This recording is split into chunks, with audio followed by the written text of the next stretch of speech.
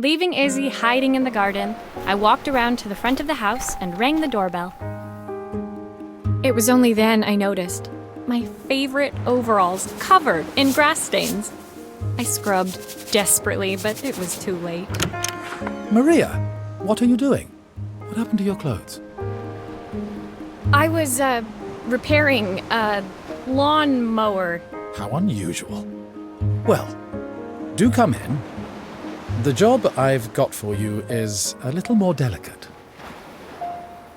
Totally embarrassed, I walked into an orderly room filled with papers and ledgers. So this was his office. You must be so busy getting ready for the festival. Are you looking forward to it? Of course. It's traditional for the mayor to judge food from every cafe and restaurant in town. I'll be declaring the best chef in Bella Riva by this time tomorrow. Speaking of which... He unclipped the watch from his wrist and very carefully handed it to me. I'll have a tight schedule to follow, but my watch stopped working a while ago. Could you see if you can make it tick again?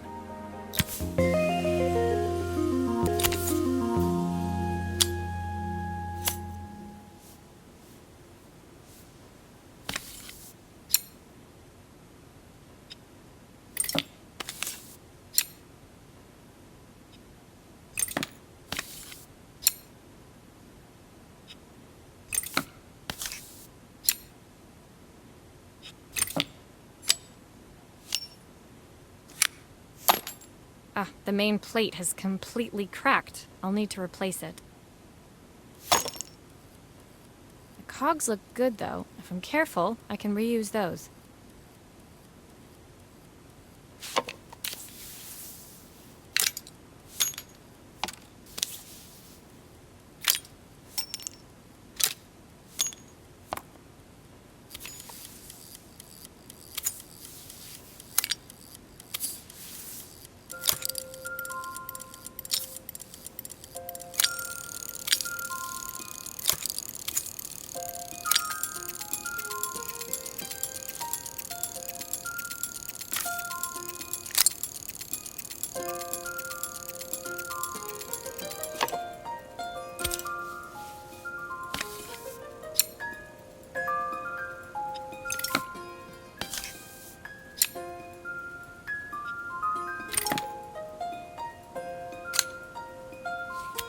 Are you sure it will all fit back together?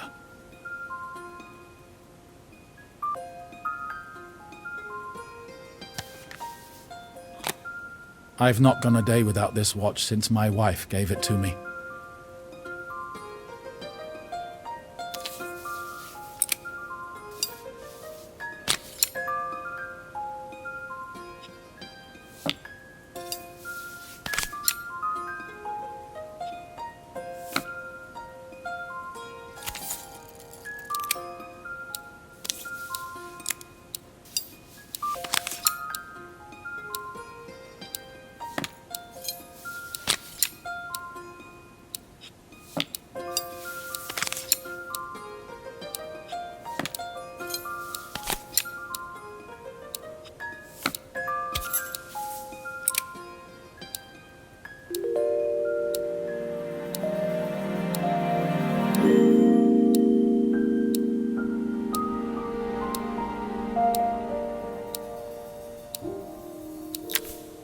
As I handed the watch back to Joseph, my fingers traced over the engraving on the back. I hoped fixing this was one small way I could help him move forward.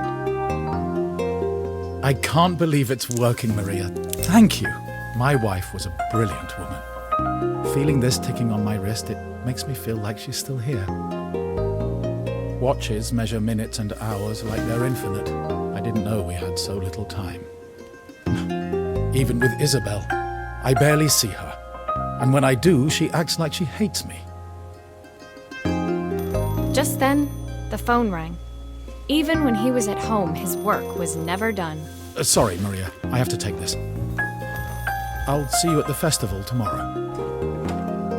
As I left, I turned and saw him pacing the floor of his office, his watch glinting in the afternoon sun. I hoped its quiet ticking would at least bring him some peace. during the busy days to come.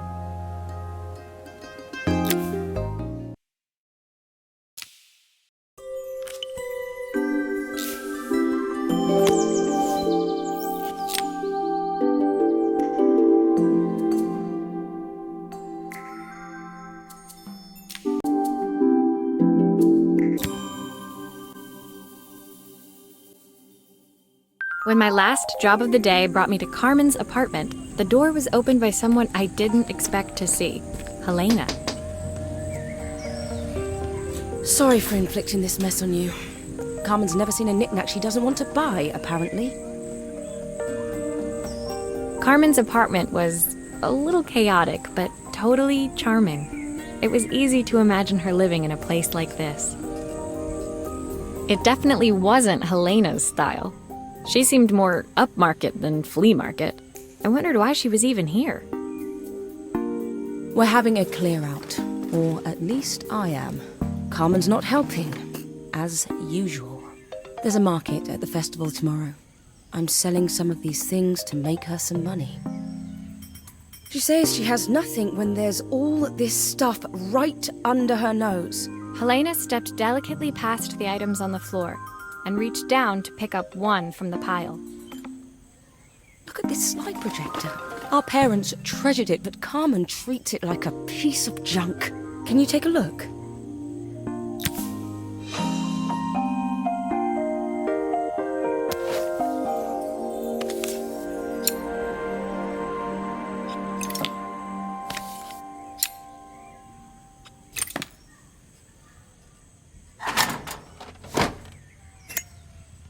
That light bulb is completely smashed.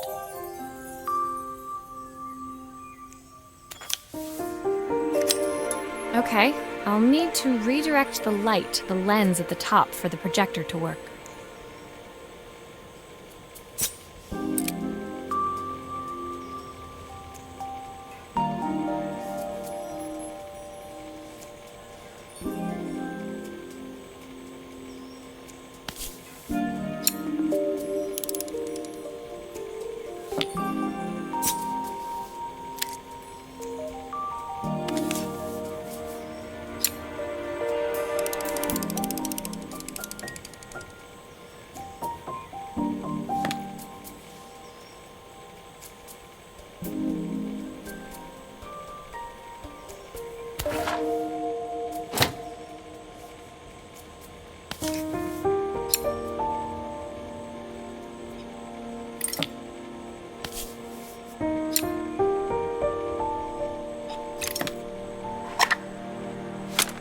Oh, typical.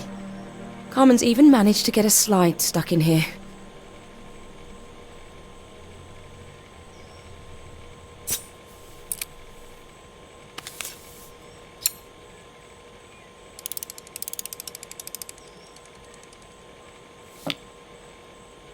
I was so excited when I moved to the city. Carmen, she looks so sad.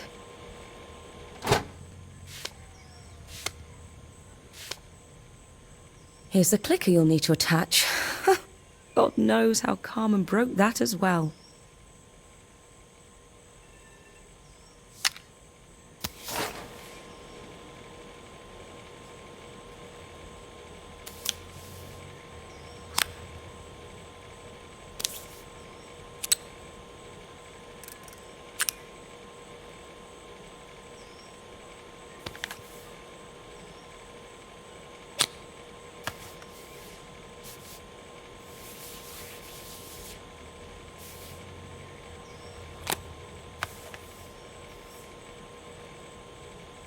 Still a few parts missing.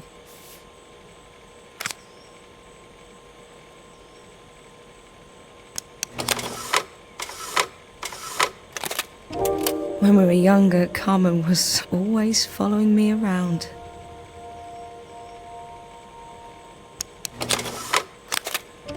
I suppose she looked up to me. A cool older sister.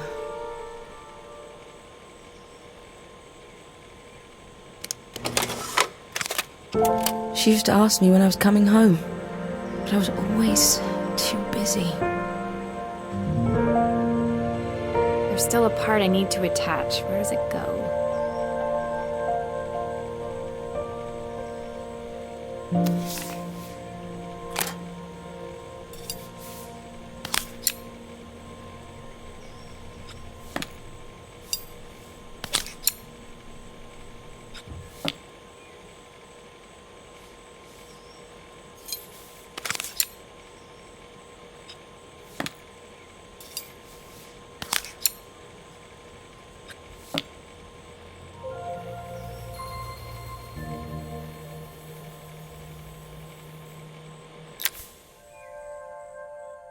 Helena was transfixed, staring at the two young sisters the projector had brought glaringly into focus.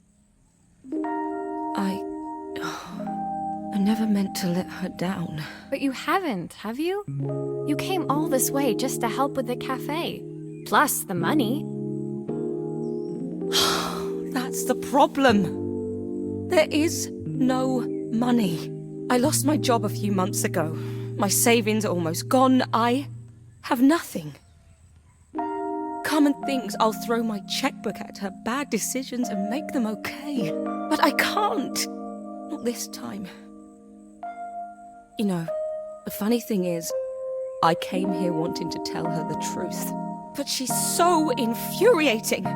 How can I ask her for help when all she cares about is herself? Helena fell silent, shrinking under the gaze of her younger self, projected onto the wall. We drifted so far apart when I moved away. It felt like the only thing keeping us together was my bank balance. I know I have to tell her the truth. It isn't fair. But I already lost everything else. What if I lose her too?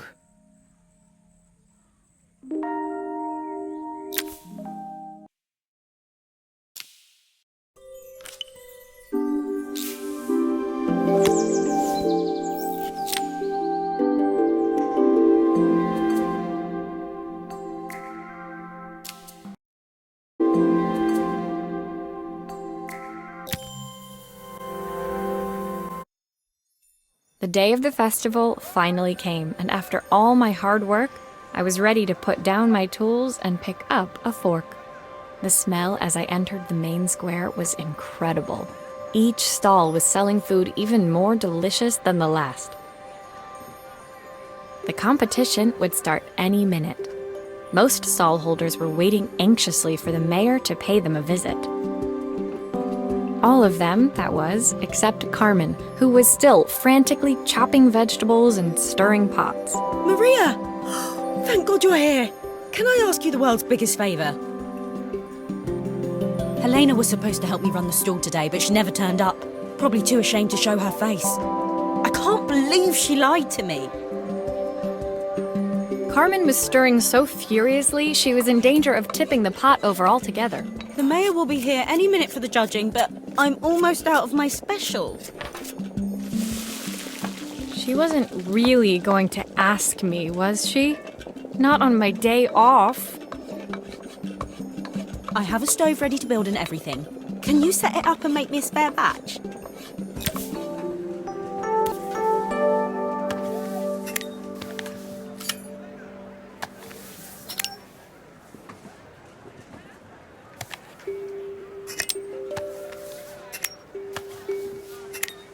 It all fits. Now to light the gas.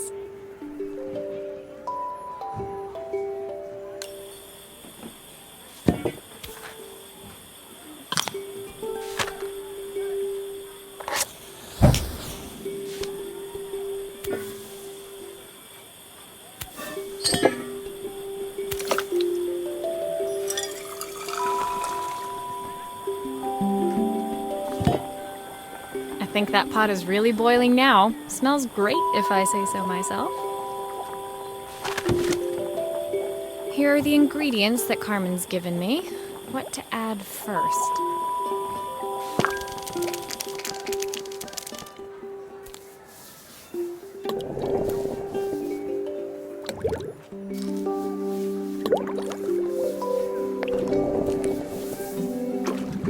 That looks good. I'll scoop a spoonful when I'm ready to serve.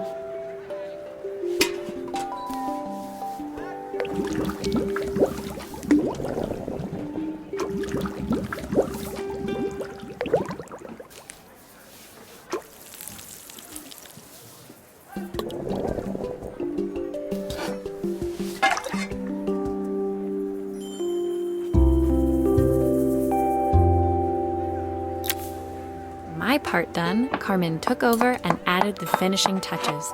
It was just in time, as a moment later, Joseph arrived with Izzy in tow. Carmen anxiously handed them both a serving. That was so tasty. Can I have some more, please? Well, you've certainly earned yourself a loyal customer in my daughter. We have a few more meals to taste, but so far you are one of the best. Good luck. Joseph and Izzy looked so happy together. Maybe the festival was doing them some good after all. Carmen, on the other hand, seemed annoyed. But why, when it had all gone so well? I wish Helena was here to see this. She's so convinced I'll never succeed at anything. She wants what's best for you. She's just not very tactful about it. Yes, I know. Even when I was a kid, she pushed me when no one else did. I just wish she hadn't lied to me. But then, I've asked so much of her over the years. I never stopped to think how much she actually had to give.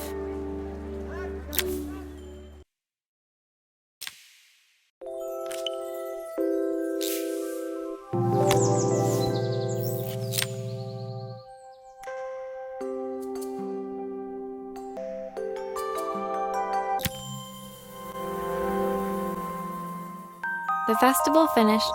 I only had one day left before I had to catch my train and leave Bella Riva behind. I couldn't go without saying goodbye to Carmen, so that evening I made my way to the cafe. It was unrecognizable. She'd done it. Best food in Bella Riva. Half the town was outside waiting to see what the fuss was about. Maria! My favorite sous chef! Come on through. It was Carmen, acting every inch the successful cafe owner she deserved to be.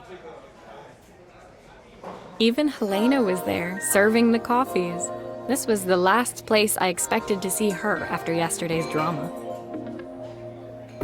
Carmen led me through to a balcony upstairs, where she brought out an old record player. I found out where Helena was on the day of the festival. She was selling her camera to clear the cafe's debts.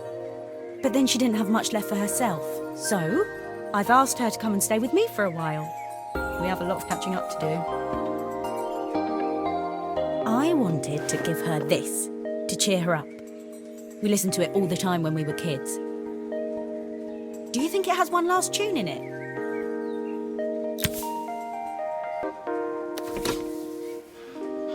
Okay, let's see what happens when we turn this on. The speaker isn't connected properly. I should check the wiring.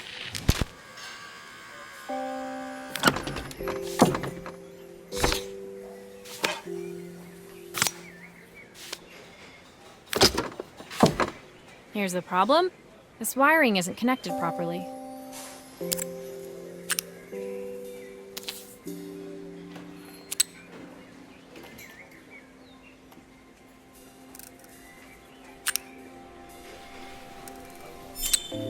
If I turn the volume up, I should be able to hear it now.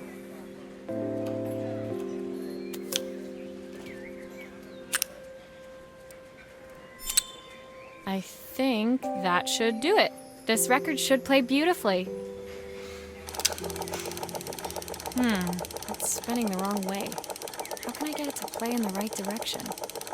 It must be to do with the motor. Let's see if one of these spares can turn things around.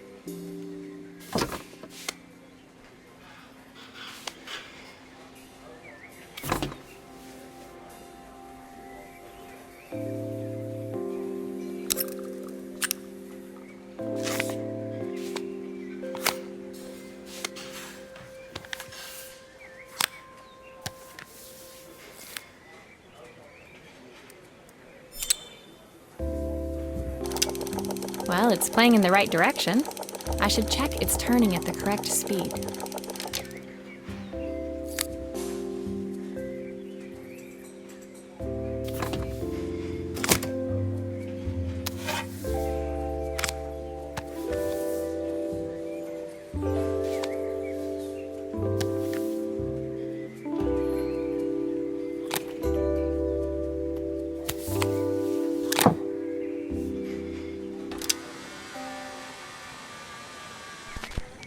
What will remain of these days? The sweetest words I've ever heard.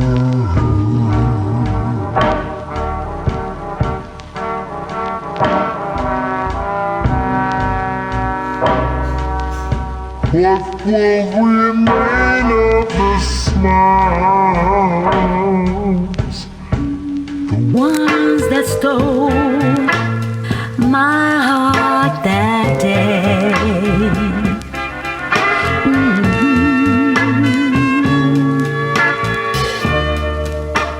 Surely want to know. The record player's crackling tune must have caught Helena's ear, as she appeared a few moments later. Is that my old record player? I can't believe you've kept it all these years, Carmen. Leaning over the music, they looked just like the young sisters the slide projector had preserved all these years, inseparable once again.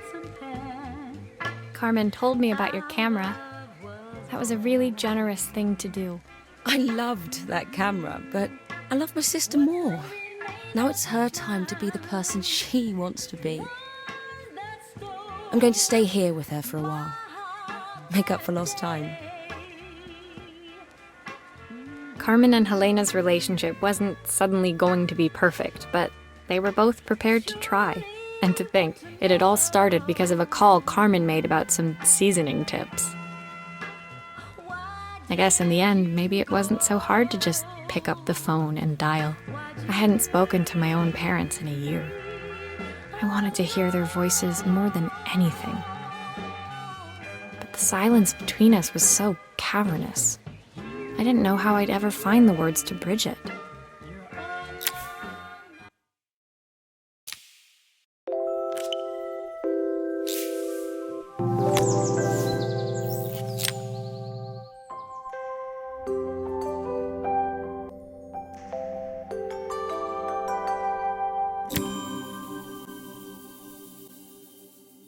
My final morning in Bella Riva, I received one last call out to Joseph and Izzy's house. I knew I had to pack, but I figured I could squeeze in one final job before I had to leave. When I arrived, I found Joseph tidying up his wilderness of a garden. The playhouse was already cleared. Inside, I could see Izzy happily testing out her screw-driving skills on the back of her cassette deck. You've made quite the impression. Izzy, tells me she's going to be a repairwoman like Maria.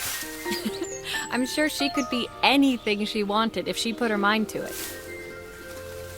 She could. She's a brilliant child. Spending the day with her at the festival, I haven't had so much fun in ages. I wanted to give her something before she starts to forget. Inside, the house was transformed, flooded with light and the sounds of the garden.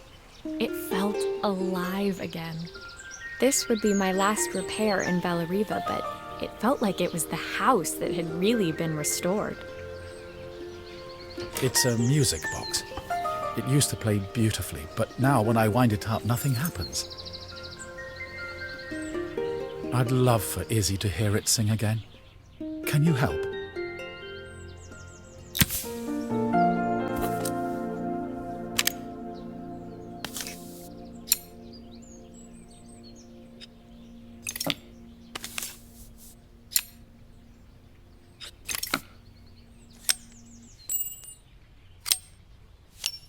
Maria, could you add this family picture of us?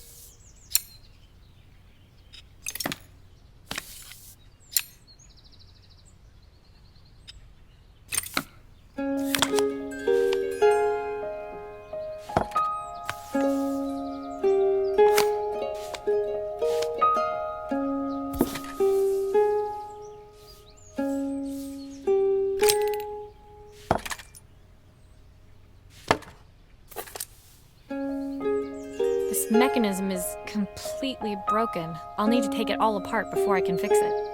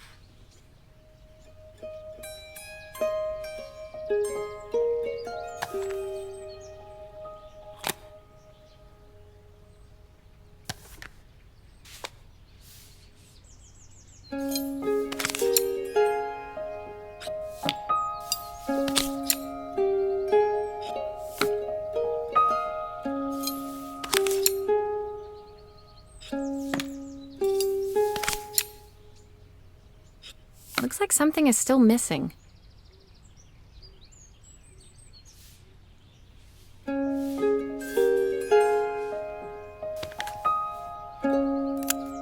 I think that's everything back together again. I should play it to make sure.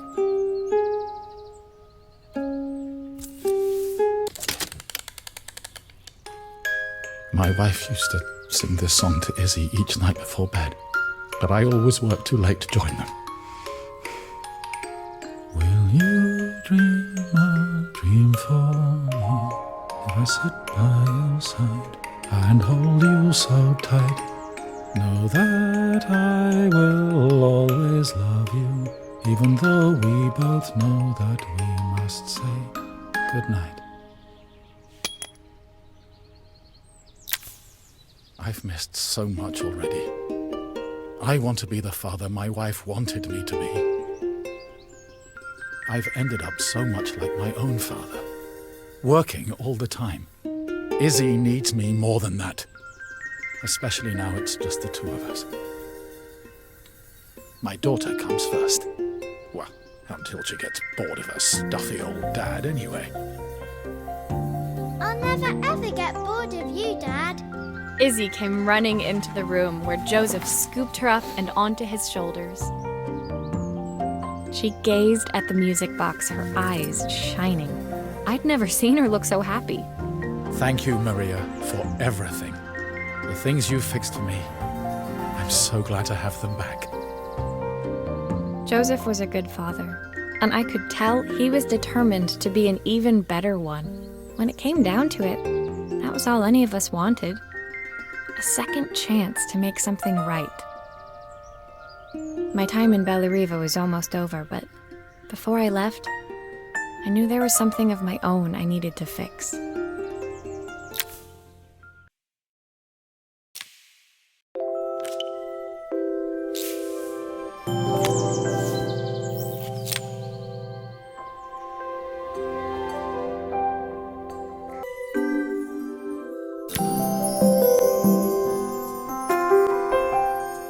My time in Bellariva was almost at an end. Another chapter finished in a story whose ending I hadn't felt ready to write. The people I'd met, the items I'd restored, they'd taught me so much about what was really important. Pulling out my suitcase from beneath the bed, I remembered the day I stole it from my parents' shop, the day I left.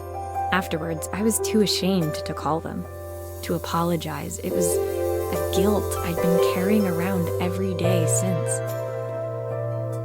As I packed, I knew that it was up to me to find a way to lighten the load.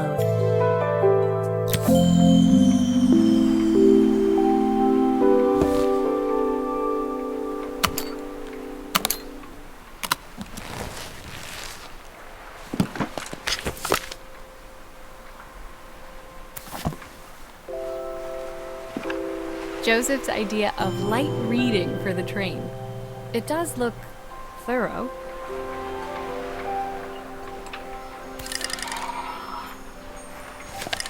Izzy gave me this in exchange for my repair manual. She'll be a pro in no time.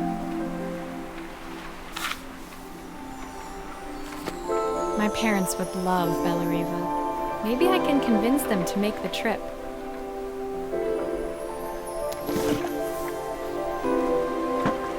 The recipe for Carmen's special.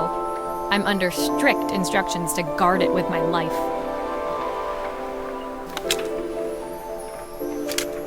The soundtrack to my travels. I'll be listening to this on the journey.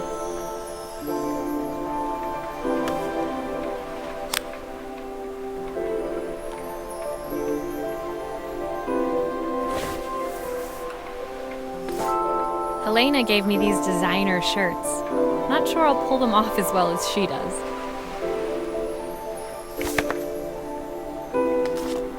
My train ticket. I can't believe it's time to leave Bellariva behind.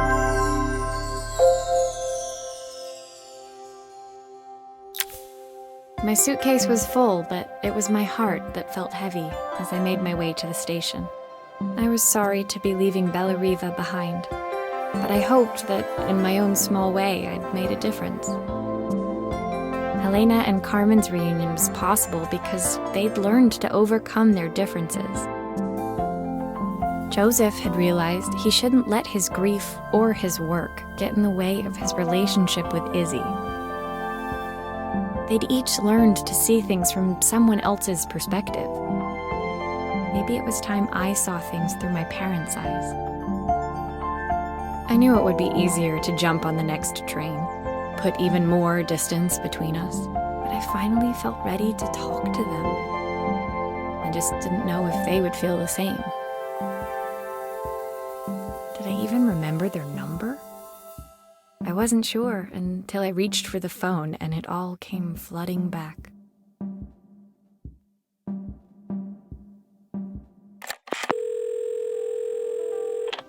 Mom? Dad? Maria? Is that you?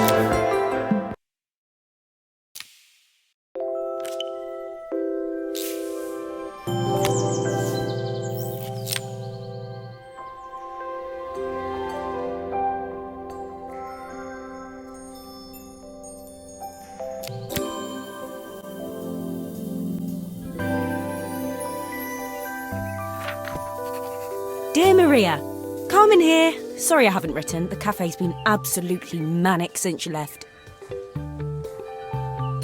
Luckily, I have Helena here to help.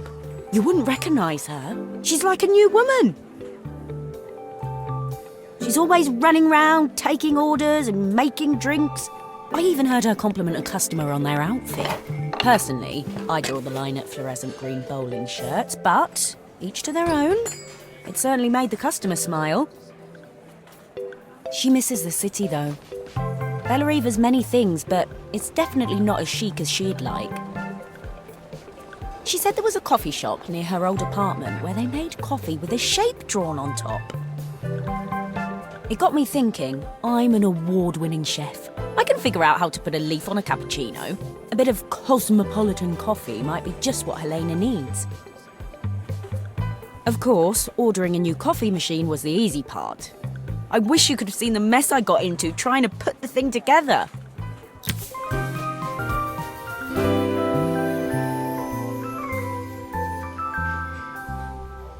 I saw Maria use her screwdriver 1,000,000 times. Taking this apart will be easy.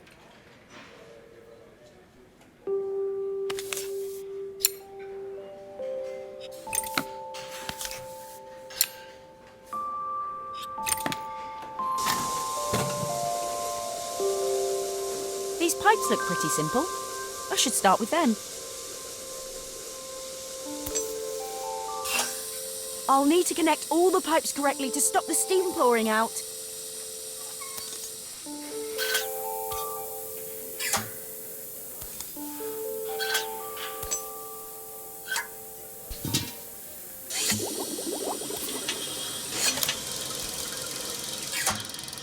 Finally, no more steam.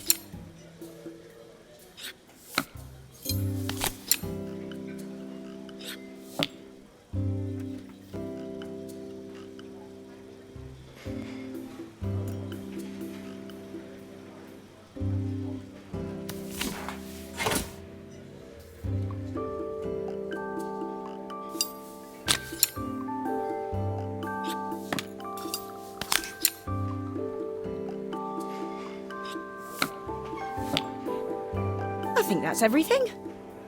Better test the buttons, just to make sure.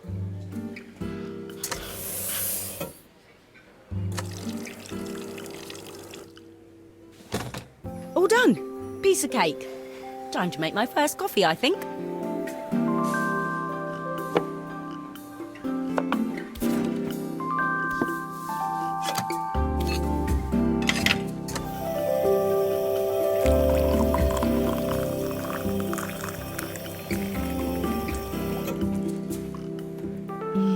Smells delicious. Now to make it look magical.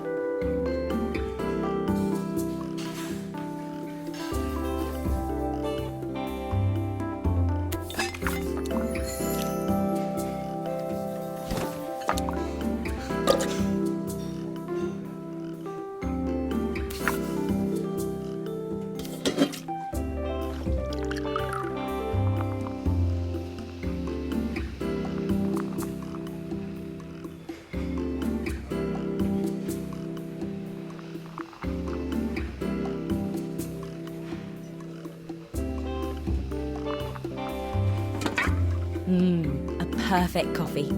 All it needs is a saucer and a couple of Helena's favourite biscuits.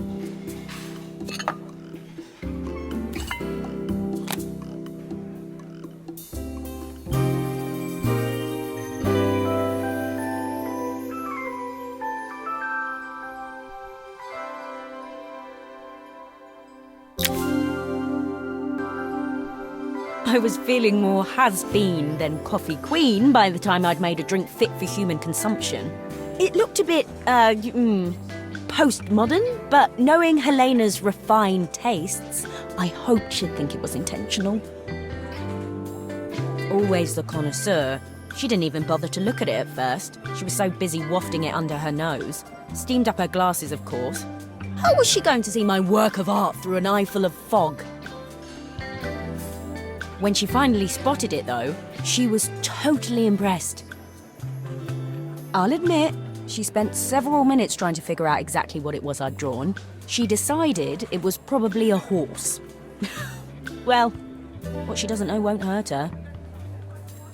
She was impressed enough to ask for another one. I guess I'll need to get some practice in. The whole thing was such hard work, Maria. I never realised how difficult it was, all that mechanical stuff. It made me realise how much I have to thank you for, so I wanted to say that now. Better latte than never. Hoping you're well. Your friend, Carmen.